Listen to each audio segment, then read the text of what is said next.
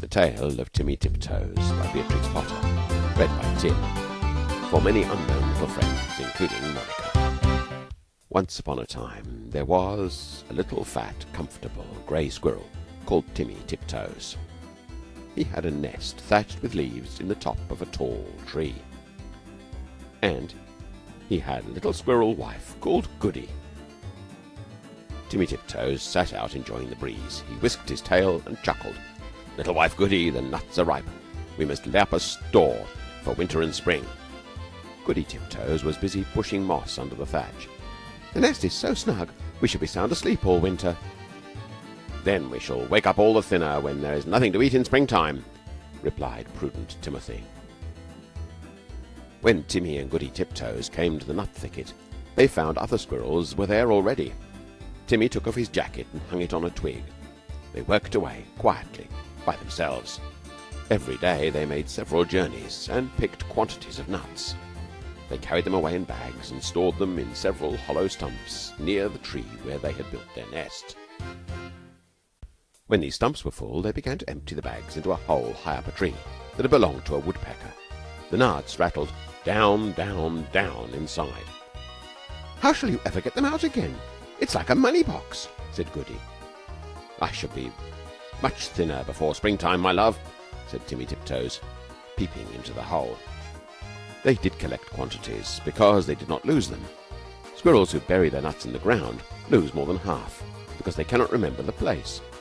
The most forgetful squirrel in the wood was called Silvertail.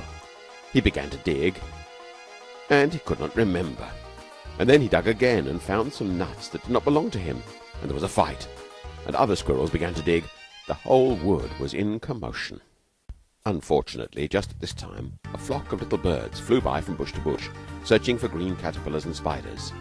There were several sorts of little birds, twittering different songs. The first one sang, "Who's been digging up my nuts? Who's been digging up my nuts?" And another sang, "Little bit of bread and no cheese, little bit of bread and no cheese." The squirrels followed and listened.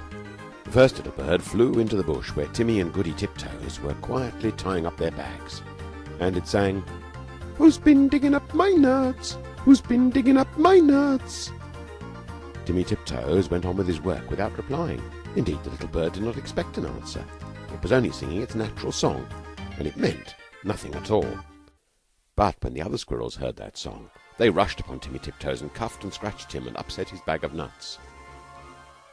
The innocent little bird which had caused all the mischief flew away in a fright. Timmy rolled over and over, and then turned tail and fled towards his nest, followed by a crowd of squirrels shouting, "Who's been digging up my nuts?" They caught him and dragged him up the very same tree where there was the little round hole, and they pushed him in. The hole was much too small for Timmy Tiptoes' figure. They squeezed him dreadfully. It was a wonder they did not break his ribs. "We'll leave him here until he confesses," said Silvertail Squirrel, and he shouted into the hole, "Who's been digging up my nuts?" Timmy Tiptoes made no reply. He tumbled down inside the tree upon half a peck of nuts belonging to himself. He lay quite stunned and still.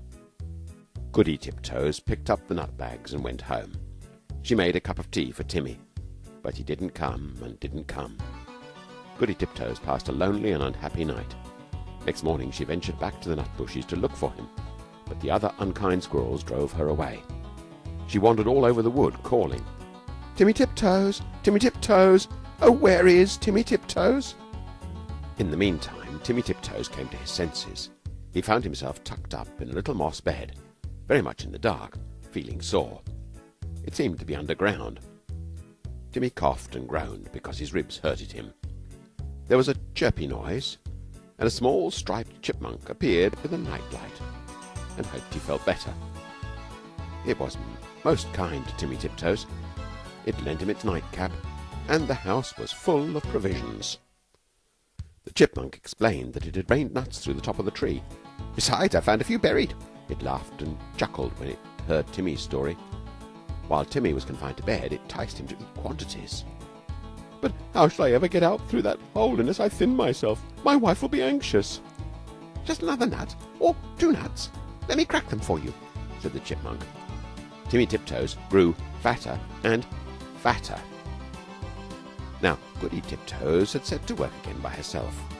She did not put any more nuts into the woodpecker's hole because she had always doubted how they could be got out again. She hid them under a tree root. They rattled down, down, down. Once, when Goody emptied an extra big bagful, there was a decided squeak, and the next time Goody brought another bagful, a little striped chipmunk scrambled out in a hurry. "It's getting perfectly full up downstairs. The sitting room is full, and they're rolling along the passage, and my husband, Chippy Hackey, has run away and left me. What is the explanation of these showers of nuts?" "I'm sure I beg your pardon. I did not know that anybody lived here," said Mrs. Goody Tiptoes. "But where is Chippy Hackey?" "My husband, Timmy Tiptoes, has run away too." "I know where Chippy is. A little bird told me," said Mrs. Chippy Hackey. She led the way to the woodpecker's tree, and they listened at the hole. Down below there was a noise of nutcrackers, and a fat squirrel voice and a thin squirrel voice were singing together. "My little old man and I fell out. How shall we bring this matter about? Bring it about as well as you can, and get you gone, you little old man." "You could squeeze in through that little round hole," said Goody Tiptoes. "Yes, I could," said the chipmunk, "but my husband, Chippy Hackey, bites." Down below there was a noise of cracking nuts and nibbling, and then the fat squirrel voice and the thin squirrel voice sang. "Oh, the diddle dum day, day diddle dum dee, day diddle diddle dum day." Then Goody peeped in at the hole and called down, "Timmy Tiptoes! Oh, fie, Timmy Tiptoes!" And Timmy replied, "Is that you, Goody Tiptoes? Why, certainly." He came up and kissed Goody through the hole, but he was so fat he could not get out. Chippy Hackey was not too fat, but he didn't want to come. He stayed down below and chuckled. And so it went on for a fortnight, till a big wind blew off the top of the tree and opened up the hole and let in the rain. Then Timmy Tiptoes came out and went home with an umbrella. But Chippy Hackey continued to camp out for another week, although it was uncomfortable. At last a large bear came walking through the wood. Perhaps he also was looking for nuts. He seemed to be sniffing around. Chippy Hackey went home in a hurry, and when Chippy Hackey got home, he found he had caught a cold in his head, and he was more uncomfortable still. And now Timmy and Goody Tiptoes keep their nut store fastened up with a little padlock.